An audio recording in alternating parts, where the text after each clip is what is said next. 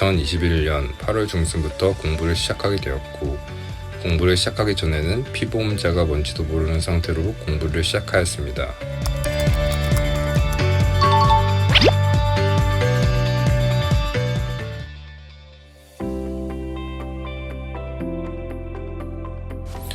안녕하세요. 저는 29살 취업준비생으로 대학교를 졸업하였으나 해당 학과와 맞지 않아 방황하다가 손해사정사라는 직업을 알게 되어 신체 손해사정사 자격시험을 공부하게 되었습니다. 총 수험 기간은 2021년 8월 중순부터 공부를 시작하게 되었고, 공부를 시작하기 전에는 피보험자가 뭔지도 모르는 상태로 공부를 시작하였습니다.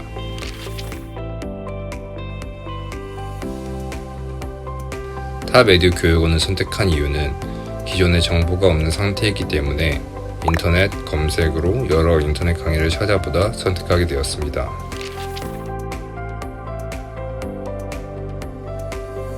보험업법이라는 과목은 처음부터 끝까지 암기가 중요한 과목으로 생각했습니다. 그래서 저는 어차피 외워도 까먹을 거라는 생각에 처음부터 외워지지 않는 부분이라도 진도를 빠르게 공부하여 먼저 이해를 하고 시험 한두 달 전부터 본격적으로 암기를 하였습니다. 그리고 나서는 계속 문제집 문제를 풀며 오답 노트를 작성해 실력을 늘리고 과거 기출문제를 실제 시험처럼 타이머를 사용하여 문제를 풀며 실전 감각을 끌어올렸습니다. 보험계약법이라는 과목은 이해가 중요한 과목이라 1차 시험 공부 중에는 제일 많이 시간을 할애한 과목입니다.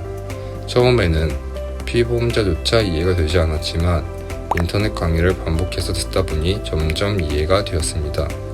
판례를 많이 외우고 이해해야 하는 과목이라 공부할 때 기본서 핵심 키워드를 공책에 적으며 이해하고 외우는 과정을 거치면서 헷갈리는 부분들을 정리하니 어느 순간 문제집이나 기출문제를 풀어도 오답이 거의 없을 정도로 완벽히 숙지하게 되었습니다.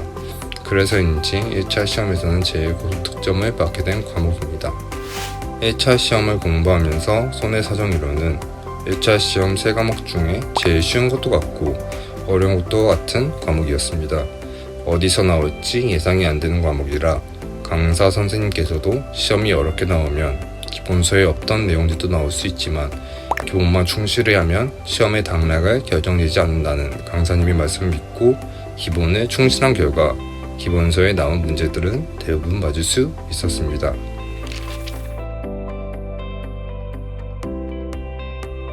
의학이라는 과목은 용어부터 설명까지 처음 들어보는 말들이 많았던 과목이라 공부를 처음 시작할 때 제일 어려웠던 과목입니다. 하지만 계속 반복해서 듣고 외우기를 하다 보니 자연스럽게 외워져서 시험 준비가 어느 정도 되었을 때는 가장 할만한 과목이 되었습니다. 처음부터 외워지지 않는 단어나 설명들을 붙들고 진도를 나가지 않고 끙끙 앓기보다는 계속 반복해서 기본서를 다독하여 공부를 하였습니다. 이번 시험에서도 영문 의무 기록 문제를 제외하고는 기본서를 충분히 다독하였다면 어렵지 않은 문제들이었던 것 같습니다. 책임보험 과목의 경우 2차 시험 과목 중 가장 계산 문제가 많았던 과목으로 처음에는 이해를 중심으로 진도를 나가고 다양한 유형의 계산 문제를 풀어보며 감을 익히는 것이 중요하다고 생각합니다. 약술의 경우에는 처음부터 암기를 하여도 휘발성이 강하기 때문에 시험 한두 달 남겨진 상태에서 집중적으로 암기를 하였습니다. 이번 시험에서는 산재 초과 손해액을 최신 판례로 계산하는 문제는 반드시 나올 것이라 예상하였기 때문에 당황하지 않았고 계산 실수를 유도하는 문항들이 많았고 책임보험 특성상 생각할 시간이 많지가 않기에 순간적인 판단들이 중요했던 것 같습니다. 암기를 하느라 가장 힘들었던 과목이 재산보험이었습니다.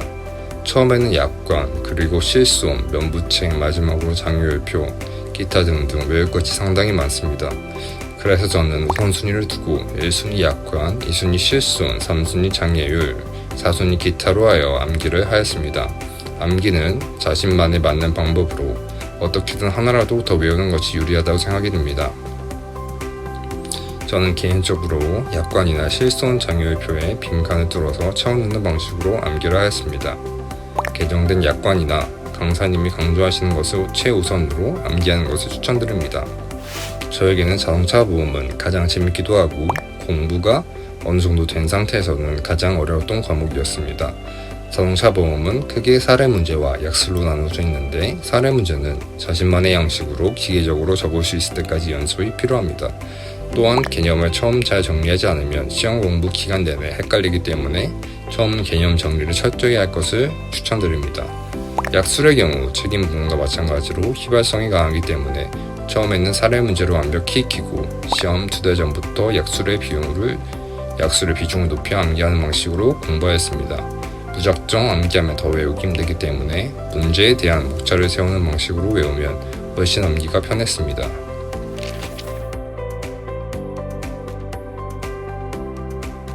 아무래도 2차 시험을 공부하면서 공부는 계속하고 강의는 계속 듣는데 막상 모의고사 같은 시험을 본다고 생각하면 내가 과연 잘 작성하고 점수가 나올 수 있을지 생각하는 것이 스트레스였습니다.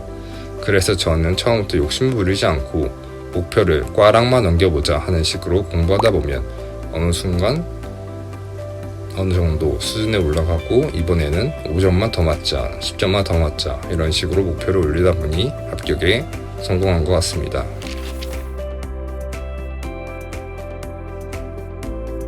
딱히 합격 비법은 없지만 개정된 지 얼마 안 된 부분들을 집중적으로 암기하고 특히 책임보험과 자동차 보험은 시간이 부족한 과목들이라 시간 분배를 효율적으로 하였던 것이 도움이 됐던 것 같습니다.